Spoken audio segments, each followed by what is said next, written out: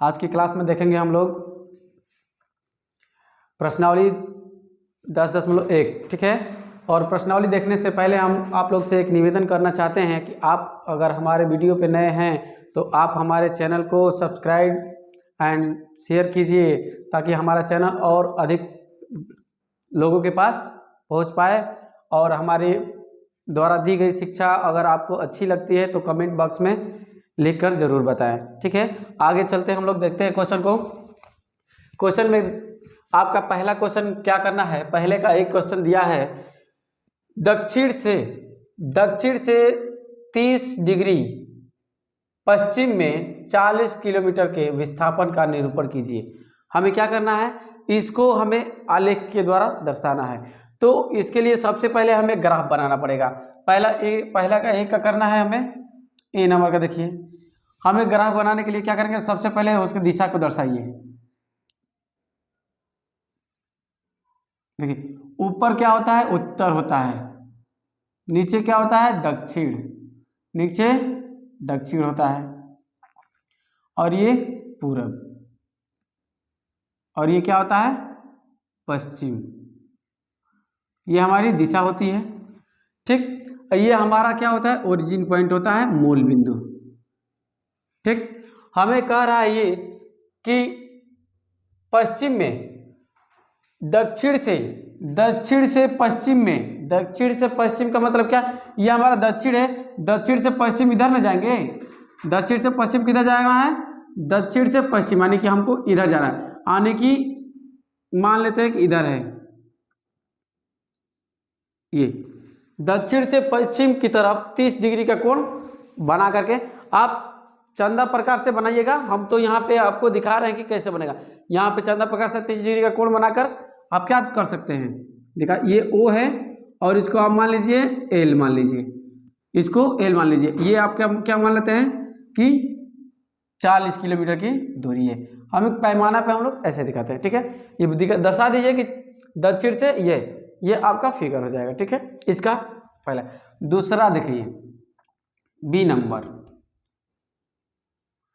Number में क्या कह रहा है, दक्षिण से 40 डिग्री पश्चिम में, दक्षिण से 40 डिग्री पश्चिम में 50 किलोमीटर के विस्थापन का आलेखीय निरूपण कीजिए, ठीक है। तो इसके लिए भी फिर से ग्राफ बनाएंगे हम लोग। ये आपका उत्तर हो जाएगा, ये दक्षिण हो जाएगा, पूरब हो जाएगा, और ये पश्चिम हो जाएगा, ठीक है। ये हमारा मूल बिंदु हो जाएगा, ठीक। अब हमें कितना डिग्री का कोण बनाना है, 40 डिग्री का। तो 40 डिग्री का कोण बना देंगे ऐसे, और ये O है और इसको M मान लीजिए, ठीक है। हमने इसको M मान लिया, तो OM क्या हो जाएगा, ये कितनी डिग्री पे है, 40 डिग्री पे है, 30 डिग्री पे है, 50 किलोमीटर की दूरी को हमने दर्शा दिया। बस आलेखी निरूपण ऐसे बनाएंगे, ठीक है। उसके बाद से एक क्या दिया है, उत्तर पश्चिम में 30 किमी के विस्थापन का आलेखीय निरूपण कीजिए। सी नंबर देखिए, इसके लिए भी ग्राफ बनाइए आप।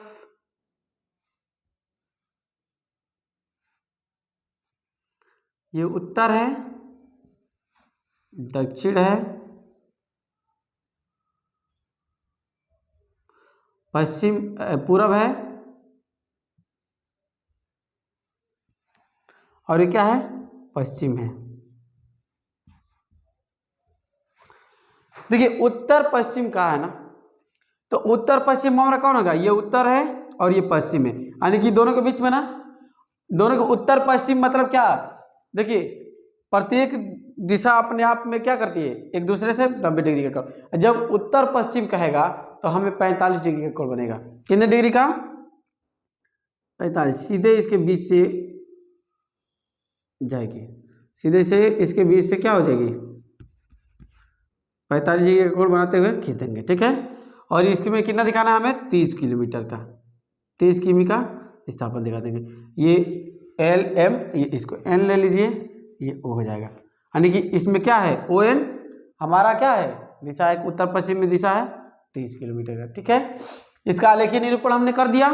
ठीक, अब इससे क्या करिए आप नोट कर लीजिए। आगे मैं क्वेश्चन देखिए, आपको हमारा ये सारा क्वेश्चन बताने का आशय ये है कि ये नहीं कि आप इसको नोट करके कर सकते हैं, आप इसको देखिए, समझिए और खुद से इस क्वेश्चन को क्या करिए, लगाए। ये नहीं हमारा उद्देश्य ये है कि आप इसमें से देख करके सारा नोट्स पूरा करके आप अदर जगह और स्कूल वगैरह में क्या कर सकते हैं, दिखा सकते हैं। ये नहीं, हमें उद्देश्य ये है कि जिस बच्चे को ये टॉपिक नहीं समझ में आया इसको कर सकता है, ये जिसको ये ना समझ में आया ये कर सकता है।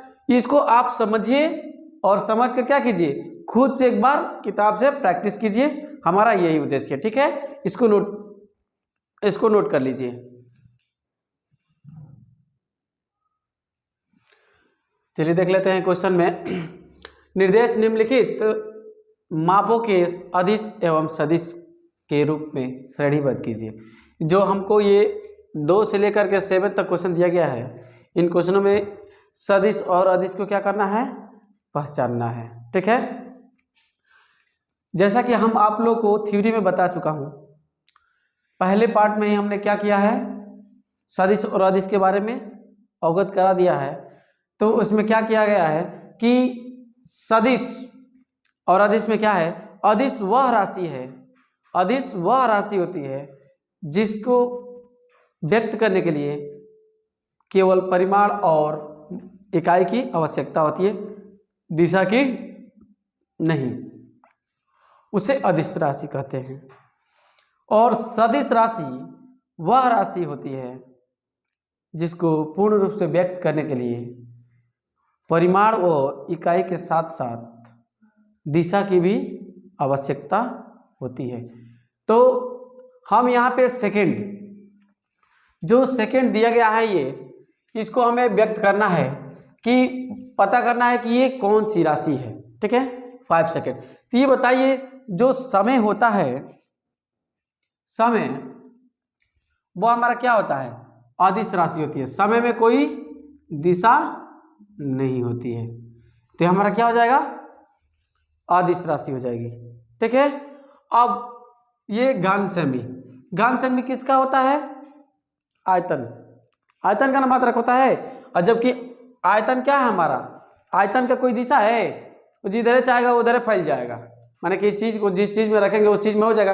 अगर किसी जमीन पर गिरा दीजिए सब फैल जाएगा वो, माने आयतन उसका कोई दिशा, तो इसका भी क्या हो जाएगा, अदिश राशि हो जाएगी, क्योंकि दिशाहीन राशि है ये। अब देखिए ये न्यूटन है ना, हमने आपको सदिश राशि पढ़ाते हुए बताया था कि जब हम किसी चीज को धक्का देते हैं तो धक्का देने के लिए भी ये लगता है ना कि हेने ढक लेंगे, पूरब की यो धक्का दे रहे हैं कि पश्चिम की दे रहे हैं, किसी कोई ना कोई एक दिशा दिखाते हैं। या हम आपसे कहें कि बल लगाओ तो बोले केने बल लगाना है, पूछोगे ना, तो बल तो हम बताएंगे कि किसी वस्तु को किस दिशा में बल लगाओगे तो हो जाएगी। तो उसमें दिशा बताने की जरूरत पड़ती है, हमें बल के लिए दिशा की जरूरत पड़ती है। इसलिए क्या होती है, यहाँ पे परिमाण दिया हुआ है, इकाई दी हुई है, लेकिन दिशा भी उसमें रखता है ना, ये बल में दिशा होती है, इसलिए इसको क्या बोलते हैं हम लोग, सदिश राशि बोलते हैं। ये सदिश है हमारा। अब देखिए 30 किलोमीटर प्रति घंटा, अब यहाँ पे 30 किलोमीटर प्रति घंटा दिया है। देखिए जब वेग दिया रहता तो वेग में दिशा होती है। अगर देखिए वेग और चाल कंफ्यूज होने की बात नहीं है। अगर कंफ्यूजन आपको ये लगे कि भाई ये भी किमी प्रति घंटा में है, आवेग का भी मात्रा क्या होता है, किलोमीटर प्रति घंटा ही होता है, मतलब जो भी इसी में होता है। कैसे पहचानेंगे इसमें कि वेग है कि चाल है, तो देखिए भाई आपको पहचानना कैसे है, आपको पहचानना इसी दृष्टि से है कि चूंकि इसमें दिशा नहीं दी गई है। अगर दिशा दे दी गई होती तो ये वेग होता, और दिशा नहीं दी है तो ये चाल है, और जब ये चाल है तो ये अदिश है। ठीक, इसको बोलेंगे अदिश राशि। ठीक है, अदिश राशि बोलेंगे इसको। अब यहाँ पे देखते हैं इसका, अब ग्राम प्रति घन सेमी, ये बताइए ग्राम प्रति घन सेमी क्या है, घनत्व क्या है, किसका मात्रक है ये, घनत्व का। जबकि आप जानते हैं कि घनत्व किसके अंतर्गत आता है, अदिश राशि के अंतर्गत आता है, तो ये भी क्या हो जाएगा, अदिश राशि हो जाएगी।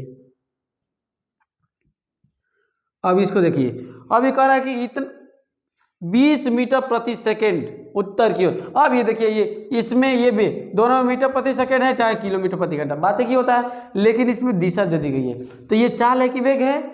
वेग है। क्या है? वेग है। ये वेग है ना, तो इसको हम क्या बोलेंगे?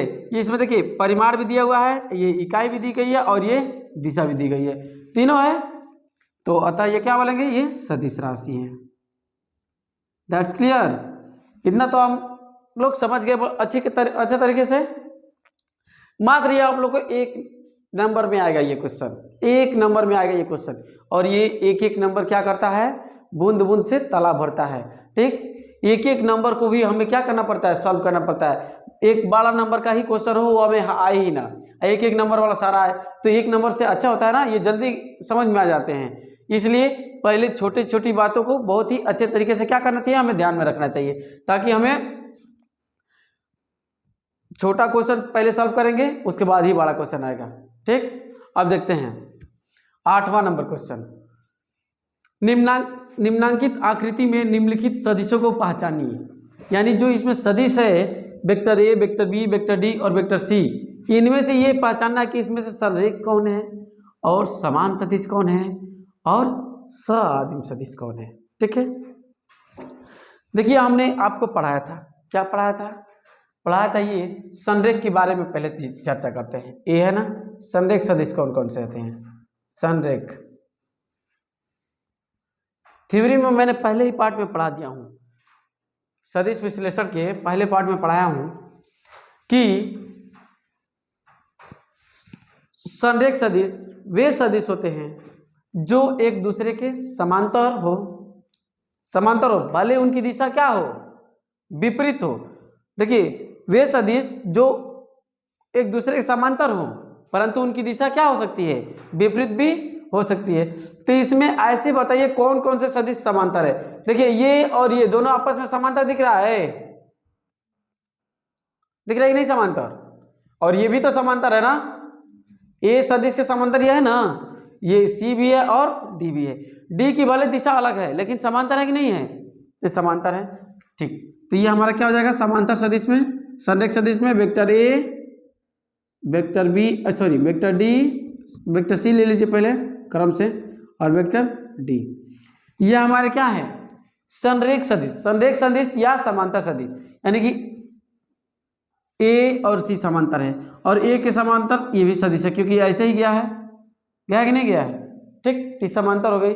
तो समांतर जो जो सदिश है उसको लिखिए, vector A, vector C, vector D, समांतर सदिश हो गया। अब रखिए समान सदिश क्या कहलाता है? समान कौन है इसमें से? आपको मैंने बताया था कि वे सदिश जो एक दूसरे के क्या हो, जिसकी अभिदिशा क्या हो? समान हो। जिसकी अभिदिशा क्या हो? समान हो और परिमाण में भी क्या हो? बराबर हो। तो ये देखिए वेक्टर ए और वेक्टर सी दोनों की दिशा क्या है?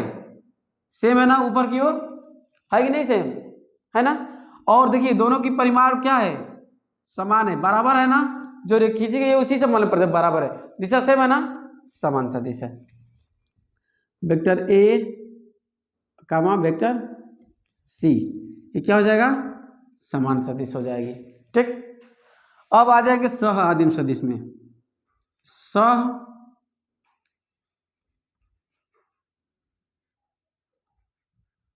आदिम सदिश। सह आदिम में क्या होगा बाबू? हमने बताया था कि वे सदिश, सह आदिम में होता है वे सदिश जिसका प्रारंभिक बिंदु क्या हो? समान हो। जिसका प्रारंभिक बिंदु समान हो उसी को हम लोग सह आदिम सदिश बोलते हैं। तो देखिए एक सदिश, ये मान लीजिए प्रारंभिक बिंदु है, यहां से बी सदिश जा रही है, इसका प्रारंभिक बिंदु यही है और डी का भी प्रारंभिक बिंदु यही है और सी का भी प्रारंभिक बिंदु यही है। अर्थात इसमें कौन कौन से हो गए हमको? वेक्टर बी, वेक्टर सी और वेक्टर डी, तीनों क्या होंगे? सह आदिम सदिश होंगे। अच्छे से समझ में आ गया? भूलेंगे तो नहीं, पेपर तक याद रखना है इसको। ठीक है, पेपर के बाद भी नहीं भूलना है। ठीक, इतना नोट कर लीजिए। अब आगे हम लोग क्या करेंगे? नेक्स्ट एक्सरसाइज नेक्स्ट पार्ट में हम लोग देखेंगे। ठीक है, ओके, आज के लिए इतना, धन्यवाद।